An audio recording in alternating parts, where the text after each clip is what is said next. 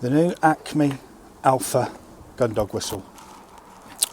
So Ben and Jason and all the other amazing first class, best in the world trainers have been trialing this concept for a long time. It's just recently been released within the last couple of days. So Google it, look on social media. An amazing piece of equipment, or newer piece of equipment, which is going to be beneficial to all of us that are training gun dogs. So Milo here, young little Milo, we need to start off with the stop or sit whistle. Okay, so no better time than giving this new whistle a bit of a run for its money. Milo, come here. Good. Lovely job. Okay, so very young boy, very boisterous, enthusiastic, excitable, which is great because we can channel all that energy into working at pace, at speed, with strength and confidence within the shooting field, which is what he's going to be doing one day. So the stop, emergency, stop or sit or whistle, call it whatever you like, it's basically stop what you're doing immediately and look at me. Now there's a number of different ways that we can teach this, but the main concept of it is we want these dogs sitting immediately wherever they are with anticipation of pleasure, with anticipation of positivity. Milo, come here. Good. Pleasure and positivity in this case is a bit of sliced turkey ham. So what we want to do is teach these dogs and raise them in a way that if I stop and look at mum, dad, or look at handler, something pleasurable is coming. It may be a retrieve, it may be a bit of ham, it may be the game continues, it may be a tennis ball, it may be anything. Number of different ways that you can do this, but you have to have it nailed in close proximity to you, okay? There always has to be a consequence where if the dog ignores you, then it's not going to get a reward, it's not going to get fun, it's not going to get pleasure, it's not going to get a bit of ham, or it's not going to be able to go and fetch the retrieve, which is a game that it loves. There's another technique as well where you can use a tennis ball or an item and you can throw it over the dog's head, and the action of you throwing it over the dog's head over time is enough to teach the dog to sit wherever it is in anticipation of, if you sit when I raise my hand, then I will allow you to go back and get the tennis ball. Okay, completely non-obtrusive, non-physical intervention or anything like that. So what we need to do is we need to teach him, if he sits near us on a whistle, but introducing a hand signal as well, because we want these dogs to sit when we do that, when we do that, and when we do that, sit. Or hup in the olden days. Good.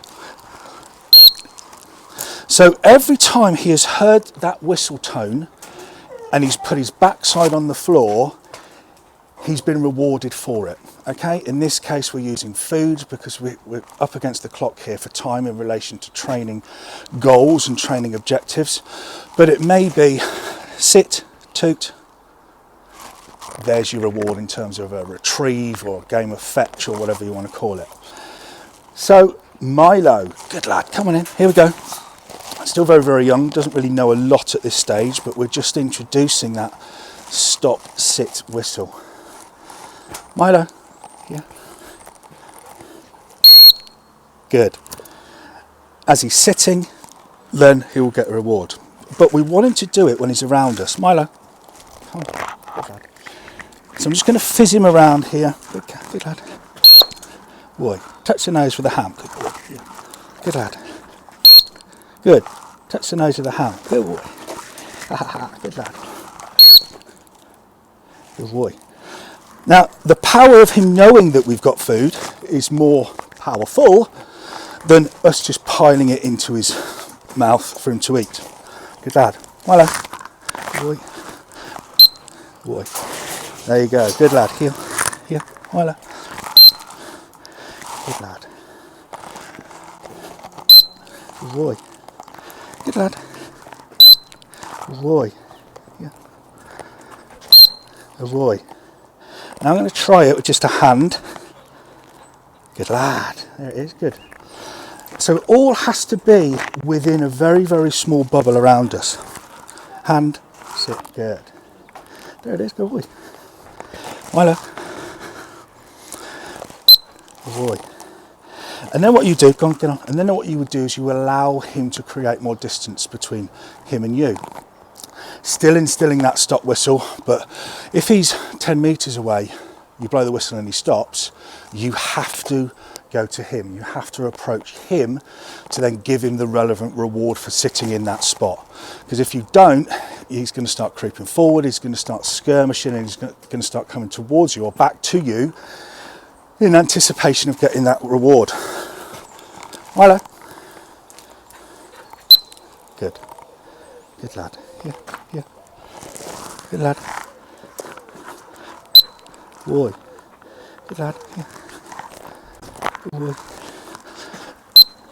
Boy. Good lad. Stay there. Stay there.